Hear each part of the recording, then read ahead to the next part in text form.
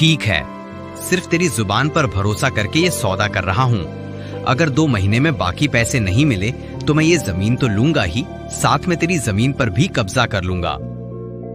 साहूकार ने अपने आदमियों को रुकने का इशारा किया, पैसे अपनी जेब में रखे और वहाँ से चला गया। उसके जाते ही भोला दौड़कर हरीश के पैरों में गिर पड़ा। उसकी आंखों से आंसुओं की धारा बह रही थी। हरीश, मेरे भाई, तूने आज मेरी इज्जत बचा ली, मेरा घर बचा लिया। मैं किस मुंह से तेरा शुक्रिया अदा करूं? मैं तो हमेशा तेरा मजाक उड़ाता रहा और तूने अपनी सारी कमाई मुझ पर लुटा दी। हरीश ने उसे उठाकर गले से लगा लिया।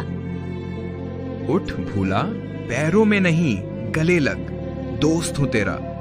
पर एक बात याद रखना, मैंने तुम्हारा कर्ज चुकाया है, तुम्हारी किस्मत नहीं। अपनी किस्मत तो तुम्हें खुद बदलनी होगी। कब तक ऐसे हाथ पर हाथ धरे बैठे रहोगे? हरीश के शब्द किसी तीर की तरह भोला के दिल में लगे। आज पहली बार उसे अपनी गलती का, अपनी काहिली का एहसास हो रहा था। उसे समझ आ गया था कि उसकी बुरी हालत का जिम्मेदार कोई और नहीं, वो खुद है। 6 महीने बीत गए। इस बीच गंगापुर की तस्वीर बदल चुकी थी। नहर का काम पूरा हो गया था और अब गांव के सूखे खेतों में पानी पहुंचने लगा था। जो जमीन कभी पत्थर जैसी सख्त थी, अब उस पर हरियाली की चादर बिछने लगी थी। हरीश की जिंदगी भी बदल गई थी। नहर बनाने वाली इंजीनियर ने उसकी मेहनत और ईमानदारी से प्रभावित होकर उसे नहर के पानी के वितरण और रखरखाव का जिम्मेदार बना दिया था। अब उसे एक अच्छी तनख्वाह मिलती थी। उसने भोला का बचा हुआ कर्ज भी समय पर चुका दिया था। उसका अपना खेत अब लहलहा रहा था और उसके घर में किसी चीज की कमी नहीं थी। वो गांव का एक सम्मानित व्यक्ति बन गया था।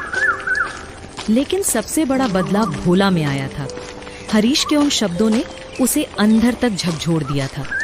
उस दिन के बाद वो एक नया इंसान बन गया था। अगले ही दिन से वो हरीश के साथ नहर की खुदाई में मजदूरी करने जाने लगा। शुरू में उसे बहुत मुश्किल हुई, पर उसने हार नहीं मानी। उसने मेहनत का स्वाद चख लिया था। अब जब नहर का पानी उसके अपने खेत तक पहुंचा, तो उसने दिन रात एक करके अपनी जमीन को फिर से खेती के लायक बनाया। हरीश ने उसे अच्छे बीज और खाद के लिए मदद की। आज भोला का खेत भी हरीश के खेत की तरह ही हरा भरा था। वो अब चौपाल पर बैठकर किस्मत को नहीं कोसता था, बल्कि अपने खेत में पसीना बहाता था।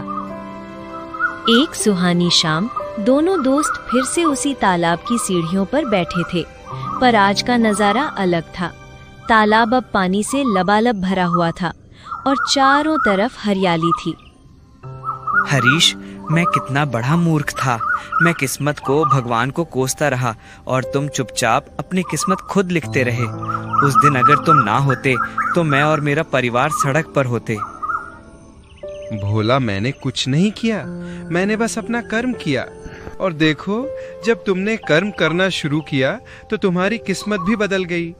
ये नहर, ये भी तो किस्मत का ही एक खेल था। ये एक मौका था जो भगवान ने हम सबके लिए भेजा था। मैंने उसे पहचान लिया और तुमने पहले ठुकरा दिया था। सच कहा तूने। मौका तो मेरे दरवाजे पर भी आया था, पर मैं अंधा बनकर बैठा रहा। मैं सोचता था कि किस्मत घर बैठे मिलती है, पर अब समझा हूँ कि किस्मत मेहनत करने वालों की दासी होती है। तभी उनके पास लाठी टेकते हुए रामू काका पहुँचे। उन्होंने दोनों की बातें सुन ली थी। बच्चों, अब समझे किस्मत का असली खेल। दोनों ने सिर झुकावला। किस्मत दरवाजा जरूर खटखटाती है, एक अफसर की तरह। गांव में तूफान आया, ये किस्मत थी, उसने सबको बराबर तोड़ा।